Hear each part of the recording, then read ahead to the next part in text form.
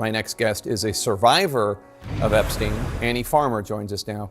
Annie, let me start off by saying I know asking you about the worst experience of your life is not fun for you, not really for me either.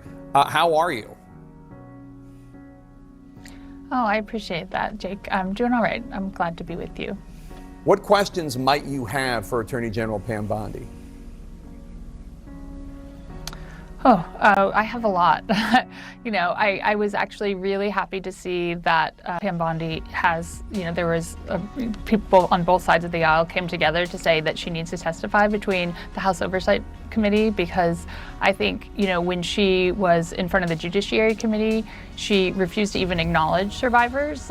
The questions that were asked, there was a lot of, deflection and avoidance. And so really, we still don't understand how this release of information was so terribly botched. And again and again, we see powerful people being protected and information about survivors, not being properly redacted. So I think we have a lot of questions for her.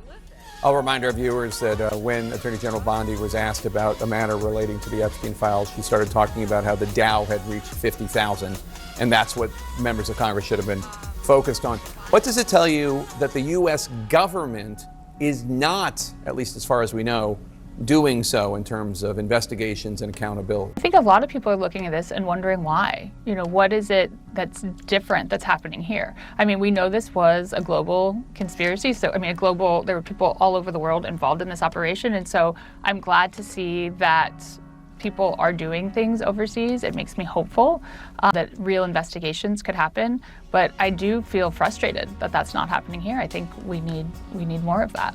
You were invited to the State of the Union address last week.